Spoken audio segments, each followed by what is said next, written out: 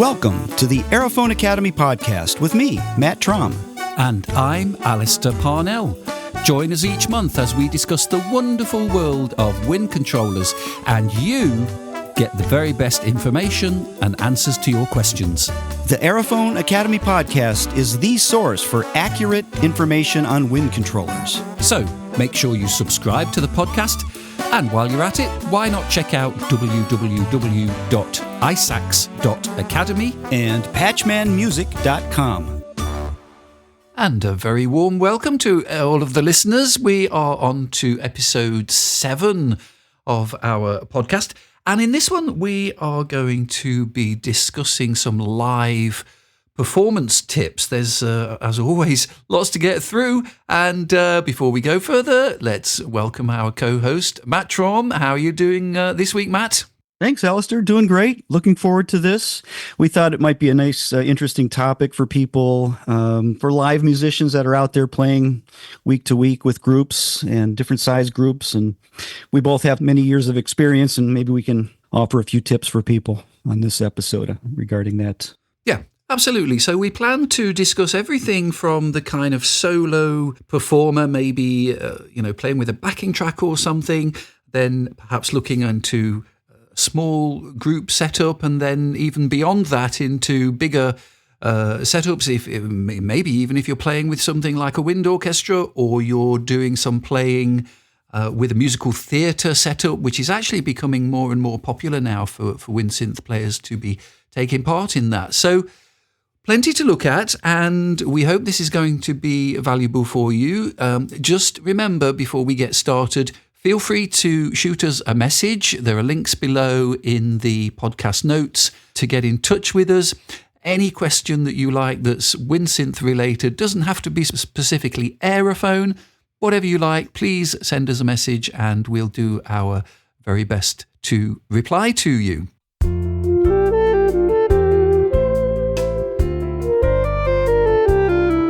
Okay, so let's think now firstly then about some of the, if you like, more practical things, because as you know, Matt, it's really important to do your preparation, do your practice, get all your material together, whatever you need to do with rehearsals.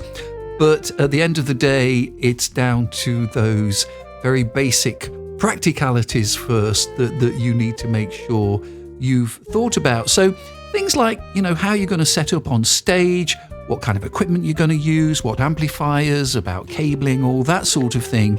So perhaps we'll tackle some of that first. And top of my list, Matt, then is, how we set up on stage and, where we place our monitor speaker, how we do all of that. Now, you've done a fair bit of playing with small groups, right? As far as like a trio or quartet situation, is that right, Matt?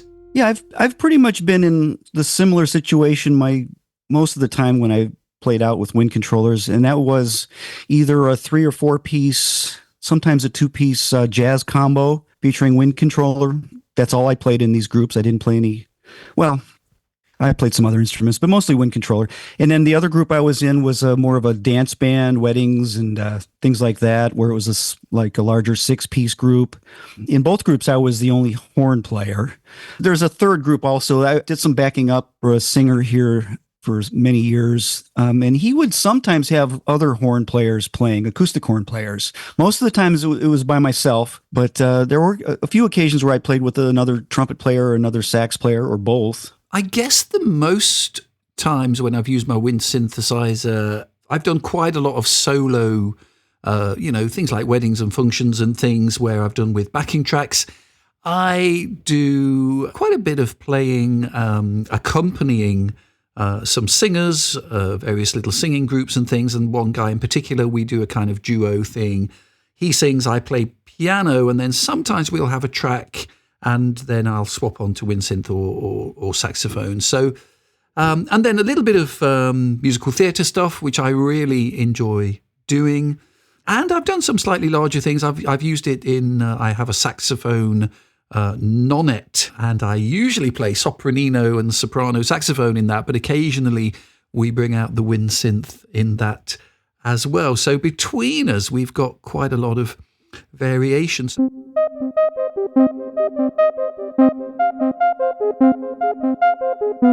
So let's think firstly, Matt, what do you do for the idea of sort of setting up a speaker? Do you like to have it sort of fairly near to you? Do you have it on the floor? Do you have it raised up? Or what's your setup generally for that? Well, I've always told people to try to be in control of their monitor. That's very important. In some cases, you can use the monitor as your main PA speaker going out to the audience. For example, the Bose systems, those towers. Yeah. I had one of the original, I think it was the PAS system with the L1 bass subwoofers. Yep. Great system. And the nice thing about that was that tower was taller than I am. It's probably 6-7 feet tall. So you could put that behind you, and so it would be your monitor as well as your PA. And I guess that's the idea with those personal amplifier systems, the PAS. It's a monitor and a PA in one. Mm-hmm. And the idea is that each musician on stage might have one of those, and they would control their sound just like they would if they were playing acoustically in a room. Yeah, sort of mixing themselves. So I've always liked to have the monitor behind me or at ear level. That's always nice. It's a little more clearer that way, I think. Yep. The other amp that I used was the old Yamaha MS-60S. Mm-hmm. They called them powered monitor speakers, I think. Those are they're small, and I would use 2 of those for a nice little stereo setup. I would have 2 of those behind me, angled upwards slightly, maybe a 45-degree angle upwards in stereo. And that having stereo really adds a lot. Other times when I was playing in a larger group, like the 6-piece group, I would feed the mains. I would have a separate feed on my mixer that I could control the feed to the main mixer, and then it would go out to the PA in front of the band. But I would also have my own monitor under my own control as well. The mixer I had separate output levels for each of those, so I could control my own monitor. Ultra important to be able to control your own monitor with the Wind controller, since Wind controllers generally don't make sound on their own. A few of them have speakers built in, but for the most part, they don't make much sound or any sound unless you're plugged into an amp. And if you're trusting somebody to send you a monitor and something's wrong, or they don't know there's something that's wrong and you can't hear yourself, you're in big trouble with the Wind controller because there's nothing coming out. In the case of the larger 6-piece stance band, I would be feeding the mains, and I would have a monitor, in that case, in front of me, facing upwards towards me. Those are the basic setups I've dealt with over my career. How about you? Actually, mine is pretty similar because I use those Bose, the L1 Compact. I think they've actually been replaced now with something called some L8 or something, or L16 there is. I think there's 2 larger setups now. I've found them very good. I have 2 of those. It's great if you're doing just a solo gig with a backing track. You can just take one of those, have it behind you, so you can hear your backing track and you can hear your Wind synth nicely. I use it for my saxophone as well. I have a little clip-on mic for the sax, so that's a really nice little setup. And just as you say, you've got at least the kind of tweeter part of the speaker is right kind of at your head height, and I like that right behind me. I don't seem to have problems with feedback if I'm using the sax mic on that. It seems to be pretty good for that.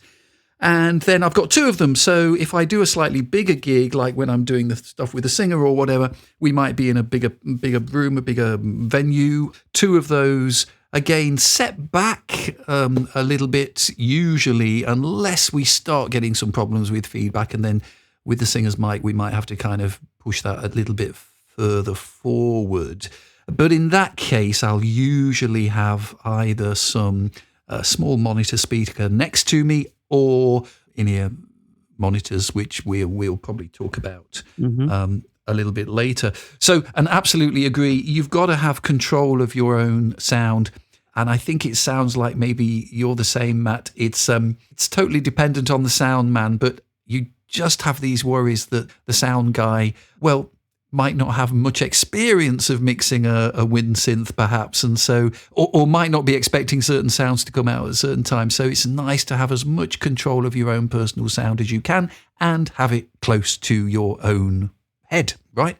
Yeah, I think I found that hearing that little high end, like you mentioned, the tweeter, having that little high end, being able to hear that really clearly really makes a difference, because that's where the attack is when you're playing a wind controller, and the breath and the tonguing, you're hearing that, and that really affects the timing of your playing, I find. Absolutely. So it's super important to have a nice clear monitor. I can't stress that enough. Yep. And also be in control of that level if you can, for yourself. I would also use, as far as the overall volume with both groups that I would play in, I would have a volume pedal. Also, we can maybe talk about that as well. Mm-hmm. As I'm playing, if I'm playing a section sound and I'm in the background behind a singer, I'll have it set. But if I need to play a solo, I'll mute maybe the two of the synths, and the third synth will be my solo saxophone or trombone sound or whatever. And then I can push the pedal up a little bit and get more volume very quickly, and I don't have to reach down. I found that to be very useful. And then you can go back to your section playing. But if you need a boost, that's a great way to do it. The volume pedals that I was using was the Yamaha FC9, I believe it was. Yes. And, it's a nice little powered active pedal. So it has a preamp in it. It's stereo in, stereo out. You can either run a 9-volt battery or an AC adapter into it. But having an active pedal, the sound was clear and it didn't get muffled as you come down in volume. Sometimes with passive pedals that are designed for other purposes. Yes. If you start to reduce the volume, the impedance changes and the tone actually changes too, and it gets muffly. And that was a nice pedal. There's other ones out there that are active. Behringer even makes one now that is kind of a clone of the Yamaha. Right. I have one of those. I haven't actually tried it, but I assume it's probably pretty good. It's not terribly complicated to make an active volume pedal. And you can get some nice little compact pedals now. My latest rig is actually, in fact, I was going to ask you, Matt, do you use any kind of outboard effects, or do you tend to really just use what's on board your either your WinSynth or your sound module? Because nowadays we've got plenty of options there. We don't really need an external kind of effects module. We used to, right? I remember my original setup with a WX7 and the TX81Z. Z, as you guys would call it. Mm-hmm. And then you probably needed some kind of external kind of effects unit if you wanted some effects, because I don't think that unit had effects on it, did it? The 81Z, no, there were no digital effects. Yeah, even with units with effects, I like to have a separate effects box to feed multiple modules into. If I have 2 or 3 modules, it kind of unifies the sound. If you want, you could reduce the effects coming out of each individual module and then run them all into your mixer, and then have an effects send and bring up some reverb and delay. But it's affecting everything at once. So it kind of makes the layered sounds blend together better and sound more unified, in my opinion. Yeah. So yes, I do prefer having an effects also, even if there's effects built in. I was using the Boss SE70 for many years, which is a half rack digital effects box. And it did everything. It did pitch shifting and delays and reverbs, and really good quality too. It sounded wonderful. It's a nice little box. You can find them on eBay and, the used market. They're not terribly expensive. Yeah, so I've used as a kind of more mobile setup. I've been experimenting lately with using the Boss. There's an RC600, looper pedal, but it actually has quite a decent set of effects, and you can actually change them from the front panel pretty quickly. So you can set up the pedals to turn off delays and choruses and reverbs and things. So I've been kind of playing around with that recently, and you can actually use it like a little mini mixer as well. So you can input, keyboard and sax mic, wind synthesizer. There's enough there to kind of get, I think it's 6 inputs, and then you can apply the effects to all or any of your inputs. So I've been finding that's quite nice as a little portable rig. The other thing I use quite a bit though is the MainStage setup on the Mac. I use that more if we're doing more of a kind of concert type setup. If I do one of these concerts with a singer, which I got one coming up this Saturday. So I have a whole kind of set list there set up on MainStage. It'll run my soft synths like my Swam sounds. I'm actually going to use you did a sound bank for Contact, right? Mm-hmm. There's a wind. Do you call it wind pack? Is that what you called it? Wind packs, yep. There's three sets of those. There's 5 instruments in each of those. So there's 15 instruments Yep. for contact, and they're all set up to respond to breath and legato. They're really, really nice. They are great. And I've very often come back to those. So, I'm doing a little kind of Celtic thing in that. So you've got a really nice kind of Irish whistle in one of those sets, which I use, and then some swan violin, that sort of thing. So, and of course, your main stage, you can put in a microphone or put effects on that. So that's quite a nice setup with a nice kind of visualization. Obviously, you're looking straight at the Mac screen, so you've got plenty of controls right in front of you. You can set it up exactly the way you want it. Yeah, for Mac people, MainStage unfortunately is only Macintosh, but yeah, that runs great on laptops. And if you want to get into it, you can do anything with that. You can set up loopers in there and Yep. layers, and if you want to get into that using a laptop, it's great.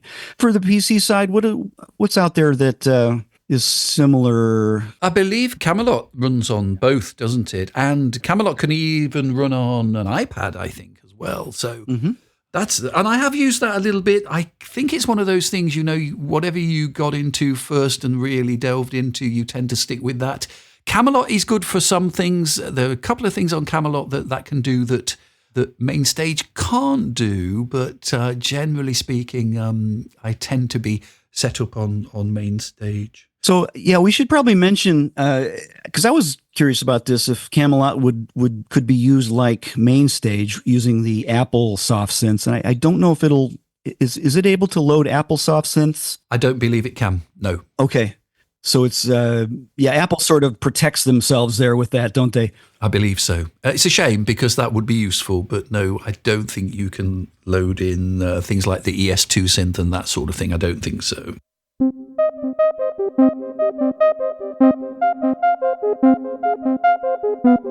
Maybe we should look now at some. What do you use for things like stands? I mean, do you have a specific kind of stand for your Wind synth, or do you use stuff for music stands? What's your setup for that? Well, I play EVI most of the time, so there really isn't a stand for the EVI that I know of. Most of the stands are designed for woodwind type controllers. So yeah, I just put my EVI on whatever I could find. There's no stand for that. It's a few guys have used some things that they've devised that'll go on a music stand in front of you and kind of hook it horizontally. Yeah. But I never got into that. How about yourself? So I use there is, if you search on Amazon, there is a kind of I searched for it for Aerophone and it came up. It's not great, but it's kind of foldable. I think it's one of those bits of kit that comes under various names on Amazon. But if you search Aerophone stand, it's kind of got like a kind of tripod legs to it.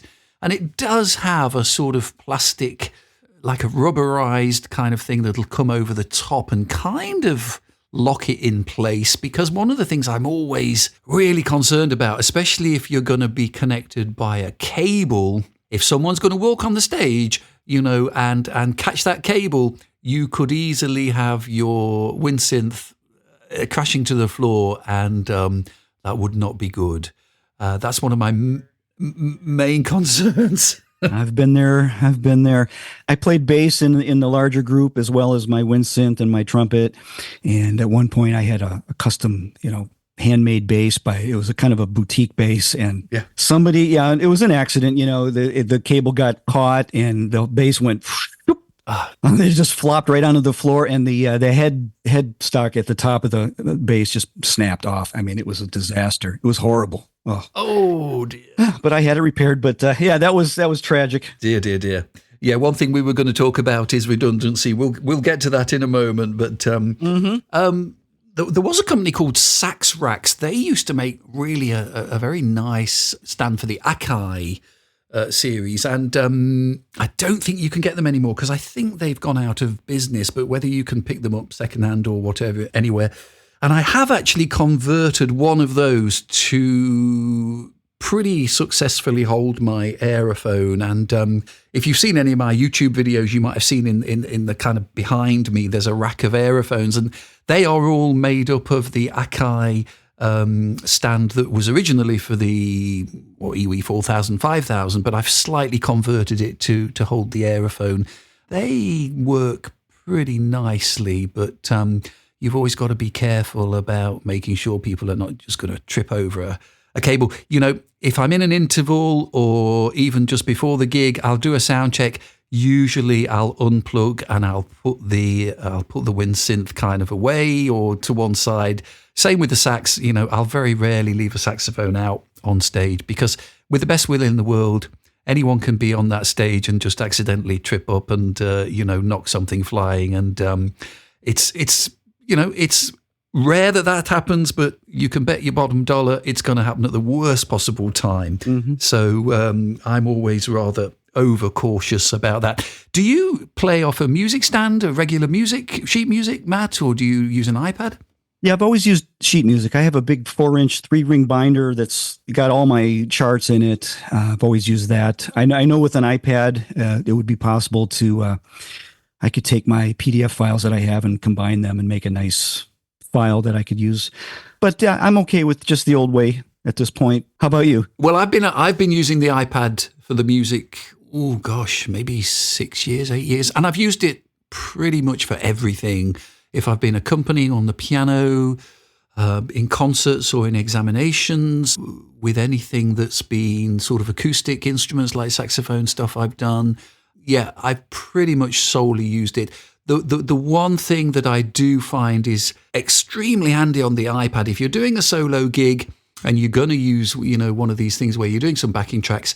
So the application called Fourscore, which I'm sure you've probably heard of, not only does that catalog all your music and you can put everything into playlists and search and what have you, so I've got about 4,000 different PDFs on my iPad, everything from kind of classical saxophone concertos to, teaching materials, all of that. But then I've got sets of music. Not only has it got the sheet music there for me, but you can link an MP3 backing track. Mm-hmm. So then that could be fed out then to your PA or your speaker for your accompaniment. And that really is great for those kind of solo gigs. Just turn up the next tune, the backing track's there, just press play, bang, it's going.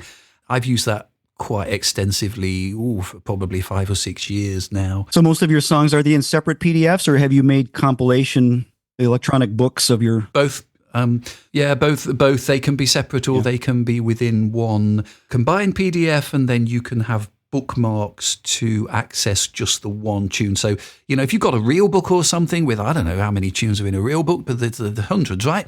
But you can separate them into different bookmarks so that you can go straight to that particular page on whatever PDF. So that's the way I've done it. And you can annotate on it. You can make changes. You can make several copies of it, whatever you want to do. And I've found that very useful. And in terms of a kind of stand for that, again, I've used various things, but I do have what is essentially a kind of laptop stand. I just got that because it's a pretty solid piece of kit. Again, what you don't want, if you've got a fairly expensive iPad on a regular kind of wire music stand, no way, that's going to be dodgy. It's a pretty solid laptop type stand, and it folds down pretty small, so it'll go into the car, but I know that's going to be pretty solid, and it has kind of locking devices on the top where you can actually lock the iPad to the top of the to the stand. So that is my choice anyway. So you can't really be too safe buying equipment to hold your equipment, and you don't want to skimp on things like that. It's important. This stuff costs a lot of money, and I wouldn't be using a wire stand to hold an iPad, a $1,000 iPad. Absolutely.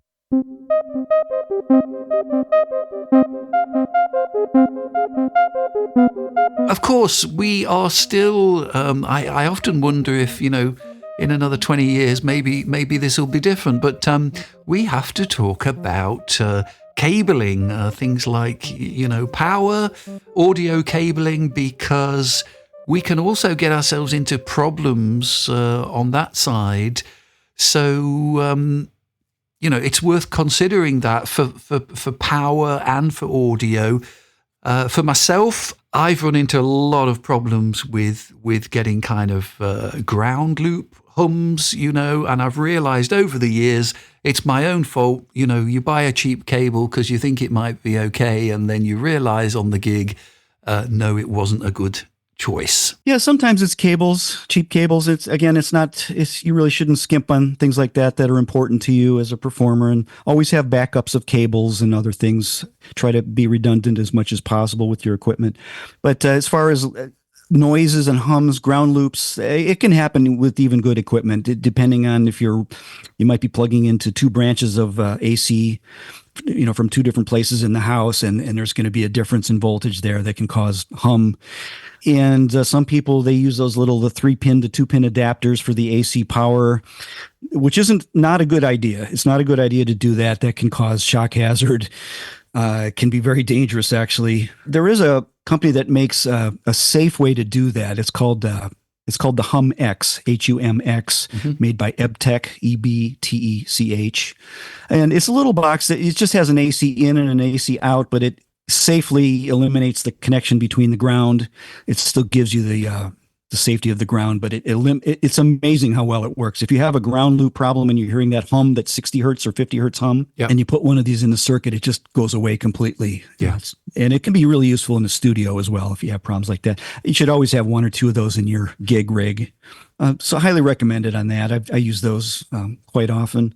As far as running power, when we'd have monitors out in front of the band, I would run one extension box to the front and then branch off of that for the monitors up front. So you didn't have to have multiple AC power coming up where we're walking, more of a tripping hazard and just a clutter. So, you can run one power up to the front and then branch off of that and plug your amps in there and your lights, your stand lights and chargers or whatever you're using. And also one of the things I always was sort of taught to be careful about is trying to avoid running audio cables right up against AC cables, right? Yep. Yeah, especially if they're running parallel. It's better to cross them at a perpendicular angle if you can. Yeah. Yeah. But if they're running a long wire parallel to AC, you may pick up some hum that way. Yeah. So, and one thing that I had a little bit of experience with, and I think when we spoke about this podcast a few days ago, I don't think it applies quite the same way in the US, but just to make everybody aware, you may well end up going to a venue that requires you to have a PAT test certificate. This is Portable Appliance Testing Certificate. As far as I understand it, in the UK, we are supposed to have this PAT test carried out on anything that's going to have a power cable attached to it. So your amplifiers, whatever mixer or whatever you've got that actually plugs into a mains.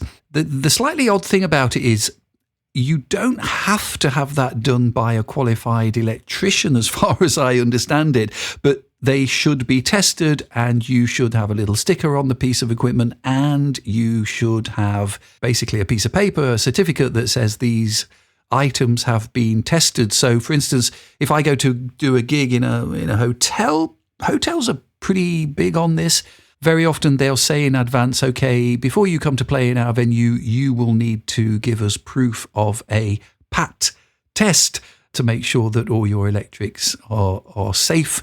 And of course, very often we're also asked over here that we would have public liability insurance. So if anybody's kind of thinking about starting off doing some gigs or doing some solo gigs, there are some extra little steps that you might just need to be aware of. The PAT test and possibly getting some public liability insurance. I think you said that's not quite the case for you in the US, Matt. Is that right? Yeah, I've never heard of anything like the PAT test here in the US. Correct me if I'm wrong, anybody out there. Yeah, I don't know. Another thing I would recommend would be some insurance on equipment. Yes. If it's important to you. Insurance is not that expensive as far as I know for equipment. Not a bad idea to do that. Things get stolen, things get picked up off of stages. How many times I've heard people say, my EWI got stolen. Yeah. Well, and unpacking and packing up the car, if you've got a ways to walk with your equipment, you might have to be leaving some equipment in your car at some point. And,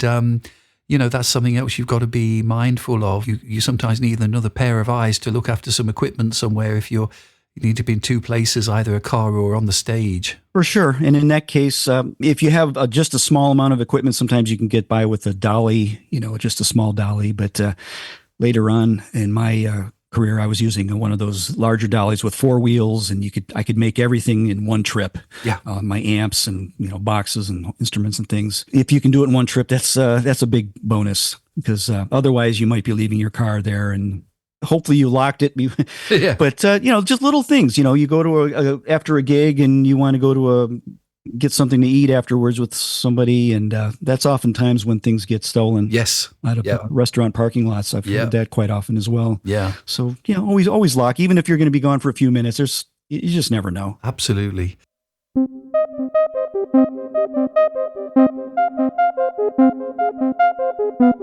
And we've talked about kind of cabling and things. What we haven't touched on yet is the wonderful world of wireless, Matt. I was going to say that would be one way to help eliminate some of those problems. With certain wind controllers, you can have audio wireless, or you could have MIDI wireless, or even both in some cases. As far as MIDI wireless, I've used MIDI wireless quite a bit. Yeah. Back in the day, I was using the classic MIDIWorks MIDI Jet Pro, yes, which I think may be still the best one ever made, as far as I'm concerned.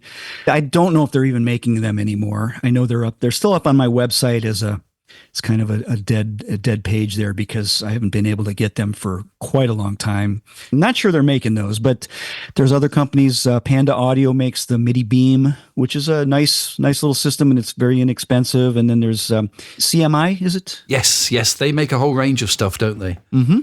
And even Roland, I know they have, and Yamaha both have systems that are either MIDI or USB. Yep. Wireless. So that could be an option too. It depends on what type of wind controller you have, what type of wireless you want to have. But yeah, that'll help with wireless and kind of clean up the stage a little bit. Sure. And it's nice kind of from a performance angle, isn't it? Not to have to feel like you've got a cable sticking there. I mean, I tell you, I have done many times, I've gone to kind of bring the wind synth to my mouth, and I haven't realized the cable's been under my foot, and then you get that awful kind of jerking, it kind of hits you in the teeth because or you pull the cable out, and oh dear, yeah, I've done that quite a few times. I can tell you, it's not good. Yeah. So we have to differentiate to maybe some people that are newer to this. Is you can have wireless MIDI systems, which transmit the MIDI data that you would have in a MIDI cable, and it'll just transmit it wirelessly. So there's no audio going through that type of system. Yep.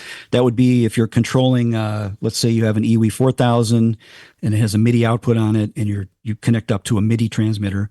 And on the other end, you have your VL70 with the wireless MIDI receiver. And so you're controlling the synthesizer wirelessly. Now, the other one is an audio wireless, which would be, again, you could use it with the EVI 4000 since it has a built-in synth. You'd have a little 1/4-inch audio output that would plug into a audio transmitter like a guitarist would use. They're just very common in the guitar world. Yep.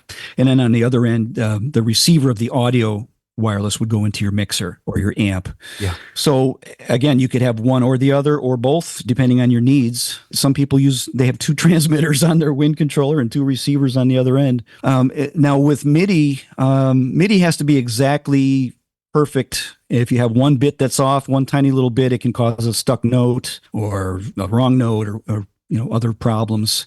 So that's why I was saying the MIDI Jet Pro was, in my opinion, I found it to be extremely reliable. And Panda Audio is very good too. I haven't tried the CME yet, but Niall Steiner reports to me that he loves it.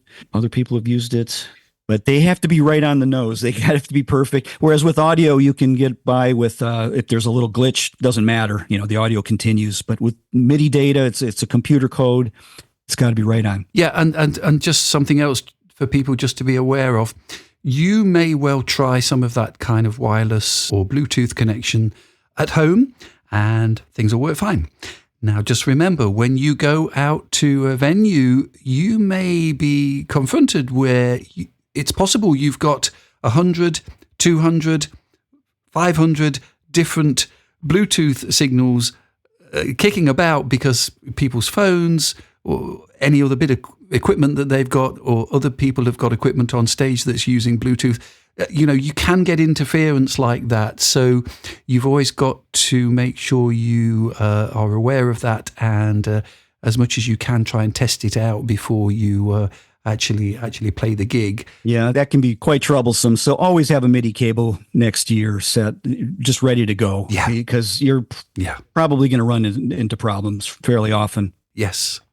Both Matt and I have learned over the years that having backups of pretty much any cable that you might need. The beauty of having two speakers is that if one goes out, you've got one that at least you can get by with. Anything that you can have available. So a lot of cars nowadays, well, at least the last 4 or 5 cars I have, there's like a sort of in the boot space at the back. Very often there's a bit underneath where sometimes you have a spare wheel. That for me is my go-to place for my spare cables. I never take those out of the car. They're always there. So there's like mains cables there's speakers cables, there's USB cables, there's MIDI cables, you name it, they're all in there. And they do get used fairly often. So I always know they're there. I don't have to keep taking them in and out of the car. They just live in the car all the time. And that's my kind of backup cabling. It's always worthwhile having those handy. Absolutely.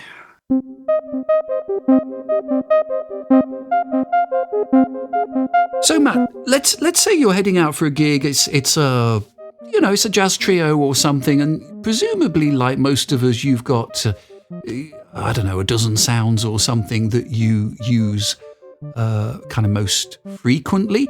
Do you have a way of ordering those or selecting those? How do you go about the business of sorting out your sounds? So there's different schools of thought on that. I've tried both. I just generally pick things on the fly. I'm pretty familiar with where things are in my modules, and it's hard for me to plan sometimes. I might want to try something different. At one point, I tried to create layers, and then I would have everything. And if I set MIDI patch change number 1, there's my brass section. If I go to 2, there's just a solo sax. But, as you bring things in and out of your rig, that you have to start over. And I don't know, just for me, I just tend to do it on the fly. I like to have more than one sound module in my rig. I think I have 3. Generally, I have 2 VL70 turbos in there. And then I have a Phantom XR, a Roland Phantom XR, which is a nice combination. You've got the sample based and then the 2 physical modeling things, and I can layer them and mute things as I need to. And then mixing, I have a little line mixer that's all in the rack as well, and each synth goes into the line mixer, and I can just turn the volume down on the ones that I don't want to hear. And if I want to hear everything, I bring them up. I pan them a little bit left and right if I have a stereo setup. So when I'm using the Roland Aerophone, so the AE30, one of the great things about that instrument, of course, you have 12 user banks of sounds, and I have, I don't know, there's probably half a dozen sounds that I keep coming back to. But occasionally, if I'm doing a specific gig, it's just so handy to have, say another user bank 8 or something is usually just where I'll kind of play around with different orders and stuff. So if I need things to be handy to change quickly from within the Aerophone, I'll use one of those sound banks. You've got plenty to choose from. I've already mentioned that I use the MainStage. Of course, MainStage can be set up to select a sound bank for you. It can select individual sounds from any of the sound banks from within something like the Roland Aerophone, as long as you know that MSB and LSB setup, because you need those correct numbers. If you're not sure about those, there's definitely one of my YouTube videos where I went through that quite extensively. And of course, then if you're using MainStage, anything that's selected within MainStage, like a SWAM sound or whatever, that you can just directly connect to that. So if I'm doing more of a kind of concert situation where there's maybe, 15, 20 numbers, they're in a specific order, I know I'm going to use this sound, this sound, this sound, this sound. They're all nicely there, pretty much prearranged, ready to go, even changing the internal sound on the Aerophone for me.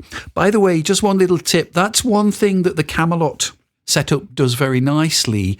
And to my knowledge, MainStage won't do this. Anybody's got any different ideas on this, let me know. But for instance, if you're playing with some kind of backing track, very often you might want to make a change partway through a track. If it's, 2 or 3 instruments, you want to make change at certain places during the track. I don't think you can automate that in MainStage. I might be wrong, but I don't think you can actually just let the machine do that for you. But in Camelot, you can. So you can set up a backing track and you can say at a specific point, 1 minute, 32 seconds, send this program change to my Aerophone. Bang, it's there all ready for you. So you don't even have to change the sound. And I have used Camelot a few times for that specific purpose. But otherwise, like you're saying, Matt, you tend to have your favourite sounds. You know where they are. You can get to them quickly, and they're your kind of go-to sounds. Yeah, I think you're right about that in MainStage. I don't think it can do that. But if you were to use something like Logic, Apple Logic, you could still set up your layers. There's ways to do it in Logic, and then as a song would play, if you had a MIDI file playing, you could send a MIDI program change. And, it can be done that way. But yeah, like you say, most people, I would say, that play a Wind controller, they probably have a dozen or even 10 or less favorites that they use for the most of the gig. Yeah. I know I do. So yeah, something like the Aerophone AE20 or AE30, it's just so easy to pick from the hundreds of sounds in there and just put them all into one bank and put them, so you don't have to be searching around through banks. There's no excuse not to do that. It's easy to do. A couple button presses and you can arrange it that way. I've also used MainStage as well. I was talking previously about my hardware rig that I have. It's a larger, heavy thing, but I've done many gigs with just MainStage. And of course, you can build your layers up in MainStage. I could have a Swam sax, and I could have a ES2 synth lead on top of that, and some other whatever, and then save it as one sound. And that works great.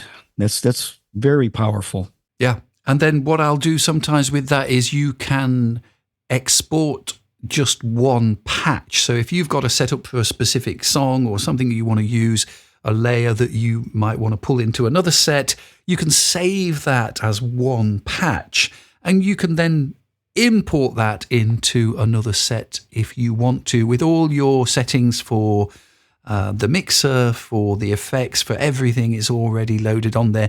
It takes a little while to learn how to do that, but I do find that is a really flexible, very reliable. Touch wood, I've never had that thing go down on me. You can also record your sets if you want to directly from within MainStage. So I found it 100% reliable, and that tends to be my go-to for that more kind of concert type setup where you know what your set list is going to be. Yeah, that's great. One thing we should talk about, I don't think I have it in my outline for today's show, but USB cables and things. USB wasn't really designed for a live musical instrument connection. I don't think when they designed it. It was for printers, for computers at home, and you just plug it in and leave it there. But now, of course, there's 3 or 4 different types of USB physical connections that you have to choose from, and some are better than others. Some are pretty fragile. Yeah. And have you found better quality USB cables as far as the way they grip into a laptop? I've had a few times where I was playing MainStage and I must have moved something or moved the cable slightly with my foot, the USB cable, and all of a sudden, bzzz, and I had to restart MainStage, which can take a couple minutes if you have a larger setup. Sure. I wish there was a way, that would be something I'd put out there for manufacturers, some way to have a industrial quality USB connection where, you plug it in, then you screw something in as a safety and holds it there. Because plugging into a USB port on a laptop is pretty risky. And if you're going to do that, I would say put your laptop on something, wrap the USB cable around a pole or the stand or something, then plug it in, so that if you do pull on the cable, you're not going to flex that actual cable there or the connection. Risk pulling it out. And, if that happens in the middle of a gig, it can be pretty catastrophic. Any comments on that as far as cable quality or tips as far as computer connections? Exactly what you said, loop it around something first before it goes in.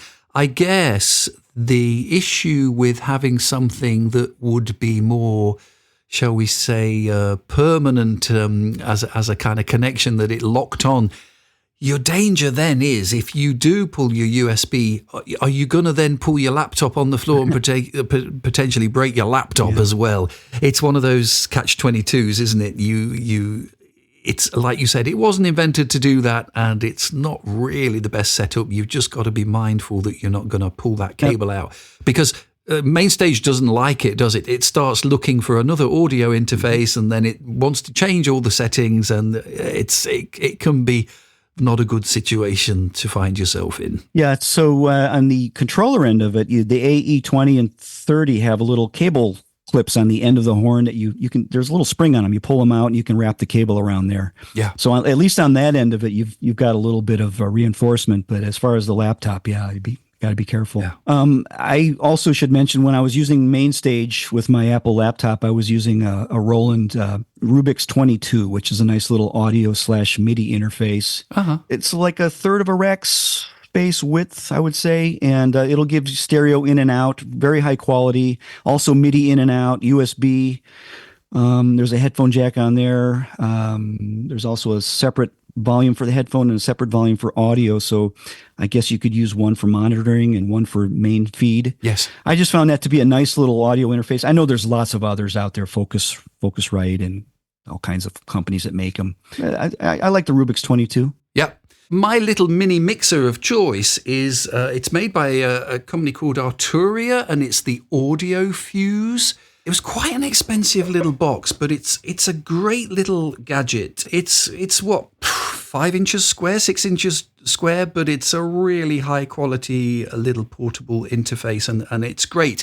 But just going back to the one thing that you talked about cables, this thing, for its main connection to the computer, has a mini USB input, and it's just terrible because it's very, very easy to pull that little mini USB cable out.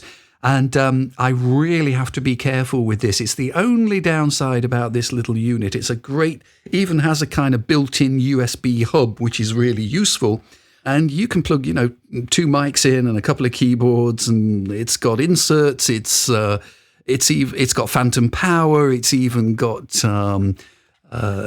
different controls on the front for each input. It's a brilliant little piece of kit, but that connection on the back with a little mini USB is terrible. It's really not very reliable at all, and it's a shame because it's a great piece of kit otherwise. Imagine if you were a big star and you're playing for somebody and there's 20,000 people in the audience and somebody bumps that. You don't even have to pull the cable out. If you just wiggle it a little bit and it loses connection for a millisecond, that can be catastrophic. Absolutely. So, I don't know. Maybe Roland can come up with some way. I don't know how they can do it. You can't really control the laptop side of it other than making your own laptop for musicians. Yeah. Or maybe they can have a way to mount a laptop into a box and then it's hardwired and USB is more solid. I don't know. Yes, it needs some thought, doesn't it? Needs to be addressed somehow, I think, in the future, if we're going to keep going this way. Yes. Yeah. And what about, any tips on, obviously we're playing with other musicians. What do you think about kind of tips with sort of blending with the other musicians and things, Matt? Because you probably do that a little bit more than I do, I think. I haven't done it a lot. Like I say, there was a singer that I would play with for quite a few years, and sometimes he would bring in a couple horns if he wanted a small horn section.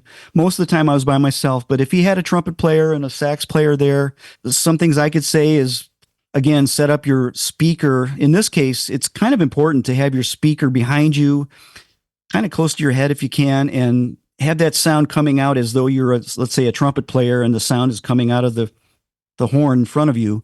Yeah. Try to, match that whole idea, and try to blend with those players. And I would suggest taking off the reverb and delay, any kind of obvious effects like that, because, a trumpet and a sax in the room aren't going to have delay and reverb, and the room of course will provide the reverb, and you will blend then better with the acoustic instruments. Yeah. So that's one thing. That's one good reason to have a separate effects unit. If you want to go in and edit all your sounds in your sound modules or in your soft synths and just take the reverbs and delays out, save everything dry, and then feed everything through an effects box, you can change from one type of gig to the next very easily. If you don't need reverb, just pull it out, bypass it. You've got dry sound. You're all set and ready to mix in with those horn players. Yeah, that's a good tip. Yeah, and just make sure you have a good amp behind your head, and it's loud enough that it's matching. A trumpet player. We've said it before. Acoustic instruments are pretty loud. Yeah. So you want to match the volume level and make sure you're not topping out the sound and just blowing too hard and not getting any expression. So turn up your amp loud enough so that you have the dynamic range and the expression still. Yeah. And try not to step on the toes. We can also talk about that a little bit. What is the function of a wind controller player? If you have a sax and a trumpet in the group, obviously you probably don't want to play a sax or trumpet sound unless they want you to maybe find something else that could blend in. Yeah. Well, I guess one of the things that the wind synth can offer is that kind of adaptability. So if you're in a group and you're playing, they might want you to do some kind of synth leads, but they might also occasionally want you to put some kind of an extra brass part in. And that's the great thing about the wind synth. You can fill in those different sounds, and this is where I think there is a bit of a growing call for wind synth players in the musical theatre world. I have done a little bit of that. Sometimes now there's a move towards a smaller setup in a musical theatre show. Sometimes financially, sometimes because of for space. And so, sometimes you'll see 2 or even 3 keyboard players, and, there might be a keyboard player that's trying to play an oboe line or something, and I'm sure they can do that very well. But I'm also sure that a wind synth can probably do that better and make a more expressive sound because it's a wind-driven instrument, so it's going to do that sound better. So having the flexibility, if you as a musician can say, look, well, I can sit in and I can do that lead line, I can do that flute part, I can do that bit of oboe, cor anglais, whatever you need, those little subtle moments within a show where they just need that sound and they don't really want to pay another player just to come and do those few bars. So it's another, string to your bow, we could say, as a musician, that you can offer those different instruments. In fact, I think you're probably aware, well, certainly you'll be aware in the UK, we have the ABBA show still running down in London. This is the thing with the avatars of ABBA. I've not been to see it. We do plan on going to see it, actually. And I do know that one of the chairs in the band there is actually, it's sax. I'm not sure whether you have to play kind of 2 different saxes, but the reed player also has to play aerophone. It's specifically written for aerophone. So as far as I understand it, the aerophone is already set up for the musician to play.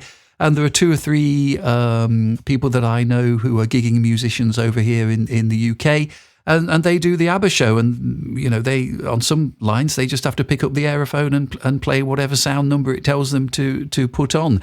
By all accounts, it works great, and it's going down a storm, that show. So I really must go and get to see it. That's interesting. So they own the aerophone. The show owns it, and they know what sounds are in it, and they specifically tell the player exactly which scene to play. Yes, that's interesting. It is interesting, and I assume the player probably. Hopefully gets a chance to take it home and it has a little experiment on it. But I think it's pretty much been set up so that most players, with having the saxophone fingering on the aerophone, it's probably one of the easier ones to transition onto if you've not really played a wind synth before. Certainly would be easier perhaps than something like the Akai to get used to if you'd never played one of those instruments before. So yeah, and I do enjoy that kind of musical theatre experience. It's really fantastic to sit in with a good band and to be adding those little sounds to different scenes within the music. It's something I really enjoy doing. I haven't done any any theater type gigs. So that's interesting. It'd be fun. It'd be fun to try that. Although I don't know if I could keep up and play like a clarinet or flute part. I know those are crazy. Us trumpet players aren't used to that kind of playing, but that would be challenging, but fun, I'm sure.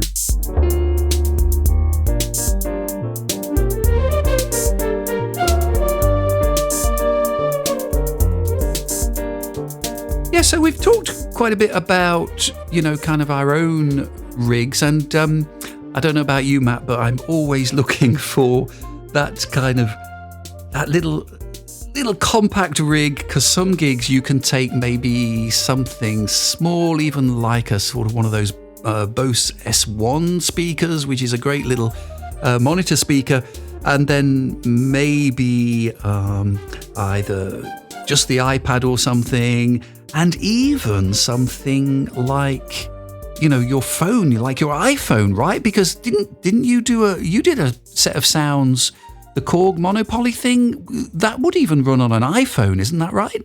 Yeah, I was looking at soft synths that could be used on an iPhone. A lot of them are iPad, but this couple of them are iPhone now. And the Korg monopoly was a nice little contender. It's a 4 oscillator analog type synth, and it's got some really nice filtering and nice matrix things that you can do with assigning breath to different things. And I was looking for something that, in my case, I was looking for a little thing that I could run on my phone that I could hook up my EVI to and get by like a jazz gig with the respectable sounds. It's not going to sound like a sampled sax or anything like that.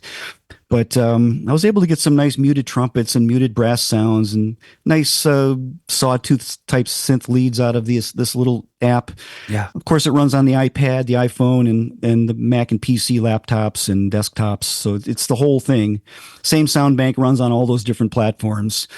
I ended up doing 2 banks of sounds for that, and there's 128 in each one, 256 sounds. And yeah. The idea, I just wanted to be able to play some jazz and make it sound decent. And so you can go out to patchmanmusic.com and click on the Korg button, and there's a little disc icon, and you click on that, and you'll see the monopoly there, and you can read about it and listen to a couple audio demos that I recorded directly off the iPhone, I believe. Yeah. And that includes the effects and everything just coming out of it. The only thing you need to do is, the only thing that's tricky about it is hooking up to your iPhone. Sometimes you have to get you will have to get an adapter or maybe even 2 adapters. I think Apple called it the camera connection kit. Yep. And that allows you to have USB into your phone or your iPad, but also there's a separate connection for like a lightning connector where you can power it. Because sometimes these adapters, if you plug in your Wind controller into a phone, the phone's not going to be able to provide enough power to power the USB type Wind controller that you might plug into it. So that connector has 2 inputs, and one's power, and then one would be your data going in. Yeah, it was fun, and Jeff Koshworth seems to like this sound bank a lot. I was gonna say, there's that great YouTube video of him just playing off his phone, right? Yeah, he just did that on his own. It's really well done too, very tastefully done. You can check that out on YouTube. Just search out Jeff Koshworth, Patchman Korg Monopoly. I'm sure it'll come up. Yeah. But go to Patchman site there, and you can listen to some demos, and we'll play a little bit here so you can hear some of the sounds that you might enjoy playing.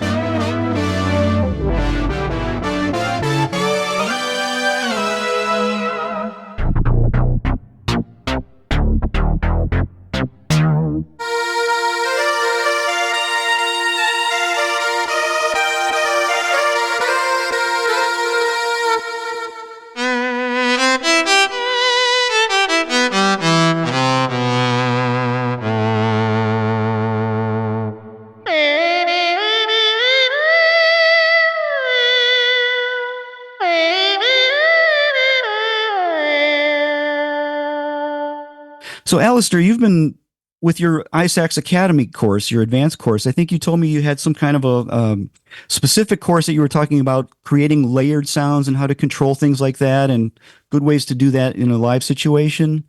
Can you tell us about that a little bit?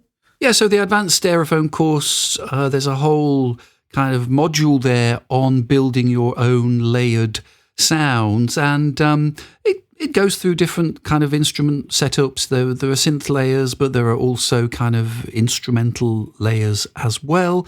Lots of information there on how you can control them, how you can, like you've been saying before, kind of panning the sounds, layering them up using the harmony techniques, and using the controllers on the Aerophone specifically for the way you want to do it as well. And each one of those lessons, yes, you can actually download the sound and put it straight into your instrument, but better still, you can follow the video. You can learn how to do it for yourself. There's an accompanying PDF for each one of those. And hopefully by the end of the course, you will be confident enough to just go ahead and build your own layer as well. So again, if you'd like to do that on your AE20 or AE30, please go and visit isax.academy, and you can see the courses that are on offer there.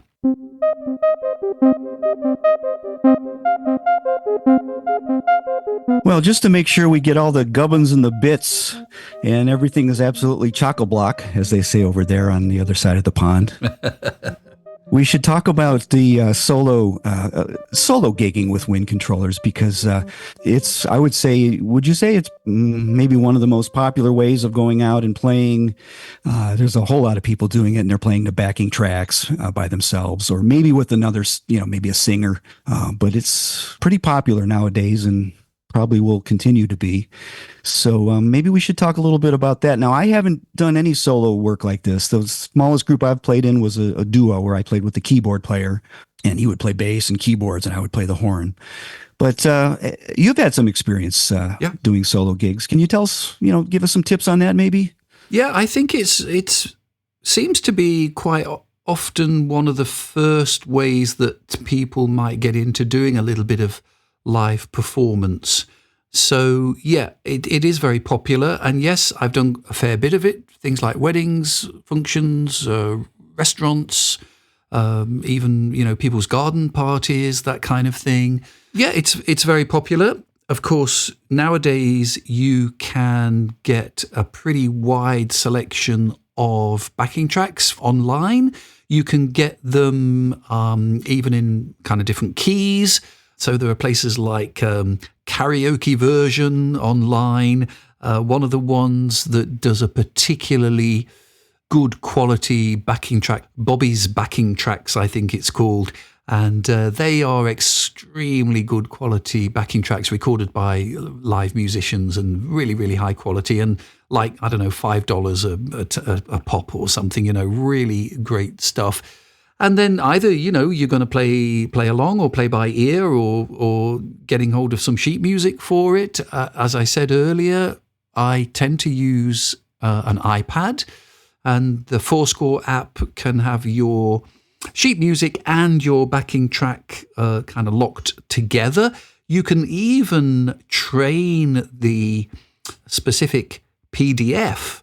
If you're going to use a backing track, of course, you might come across issues with page turns, but on the Fourscore app, what you can do is the first time you try it through with the backing track, you effectively can record your page turns, so it learns when to turn the page for you.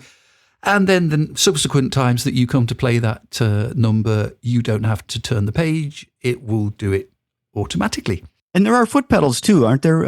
Like USB foot pedals that you can assign to change pages back and forth? Absolutely, there are. Yes, and I use one of those little Boss foot pedals for that, and that works well. But generally speaking, it's a pretty easy setup. You do need to think carefully about the way that you blend with a track. Inevitably, you're going to get some variations in the volumes of some of these backing tracks, and that can be a little bit of a pain. But generally, you kind of get to know which ones are the slightly louder ones or quieter ones, and you can adjust things on the fly reasonably well. Yeah, so, as a solo musician, you can sit in a restaurant in a pretty small space, and, sometimes a restaurant will quite like you not only to have your own PA speaker with you, but they'll sometimes would like you to go through the house kind of music system as well, because very often in a restaurant, one of the things you've got to be careful about is, you might be sitting, I don't know, just a few feet away from one table, but there's another table that's kind of, 50 feet away and round a corner, and they can't hear you. And if you're not careful, you're too loud for the people sitting right next to you. So if they have got an internal speaker system, if you carry some cabling with you that you can plug into their system with, that can nicely kind of spread your sound around something like a venue, a restaurant or whatever. It can feel a bit weird. I did a gig a little while ago in an Indian restaurant over here, and somebody came downstairs. They'd just been up to the toilets, and they said, "Wow, that was amazing." They were just in the toilet, and they could hear me playing on the aerophone in the toilets, because it was being piped through to everywhere in the building, But that can be a bit strange, but it works very, very well, and a musician can earn pretty nicely doing that kind of a gig, if it's especially if you get some kind of regular booking for somewhere that might be hopefully fairly local for you. So, and it's a great experience, for players that are just setting out and you want to try out playing as a solo instrumentalist or something. It's a great experience. You can practice at home with your backing track, and you take your stuff out and you do the same thing while you're out on the road, kind of thing. Not much gear, and people seem to really enjoy it. I know it's not live music. We would always rather have live musicians, of course we would.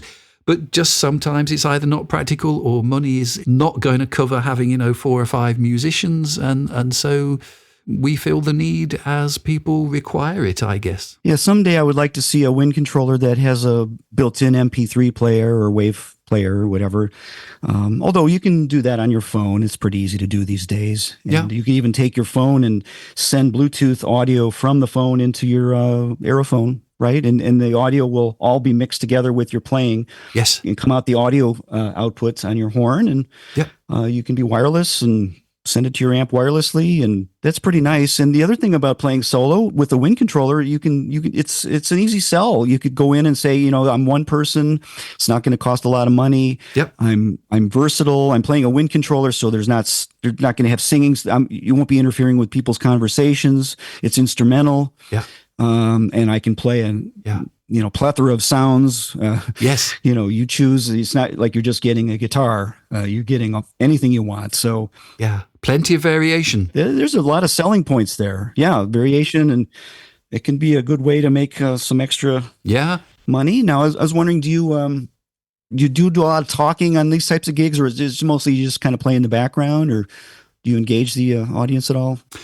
Usually that's background. Just occasionally there might be something like, I don't know, a birthday or something that they'll want announcing, or if it's on New Year's Eve or something, they might want you to do the whole kind of 12 o'clock thing. So being prepared to do that is quite useful.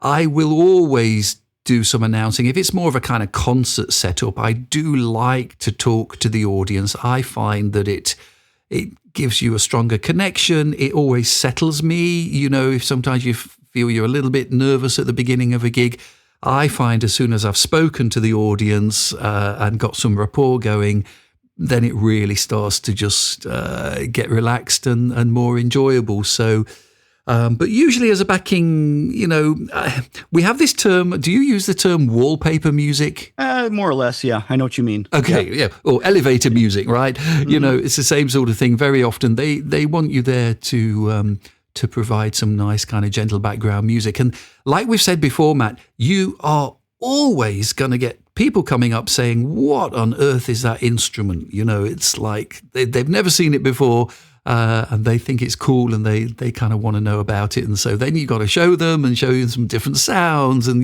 they're always very interested, which is nice. It's really encouraging. So So yeah. Yeah, it's a great conversation starter. Yeah. I even had a card made up, a 2-sided card. On the front, it would have my information, and then on the back, it would say right at the top, what is that instrument you're playing? Because, that's the question. Yeah. And then I'd have a little 1 paragraph, 10 lines or whatever talking about what it is. And here's a website to go listen to it. Perfect. Or read about it if you're interested.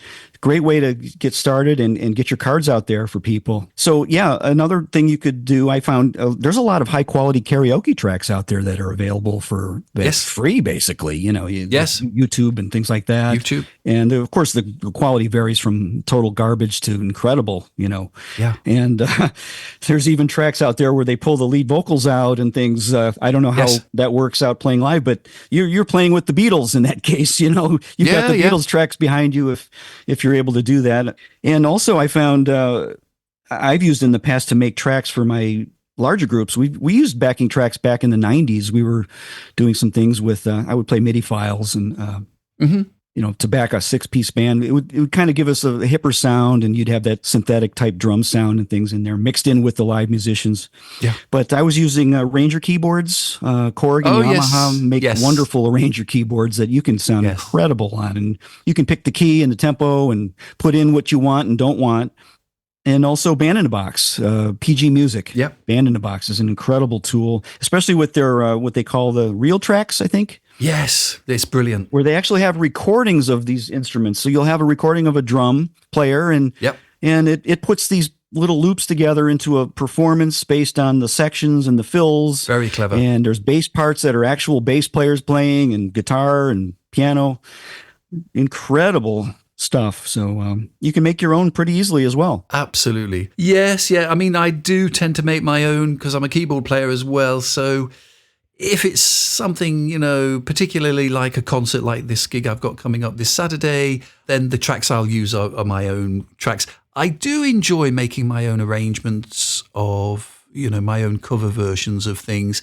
And just one tip, if you are thinking about doing that kind of background kind of restaurant or whatever music, very often they don't want anything too busy. So even just fairly simple tracks tend to work very well. I've got some backing tracks that are actually just more or less just guitar, and they can just sound really, really lovely in a kind of restaurant situation. You don't need anything that's too kind of heavy. It's nice to have some stuff like that if you need it later on a wedding or something. But generally, if you're doing kind of background music, keep it simple.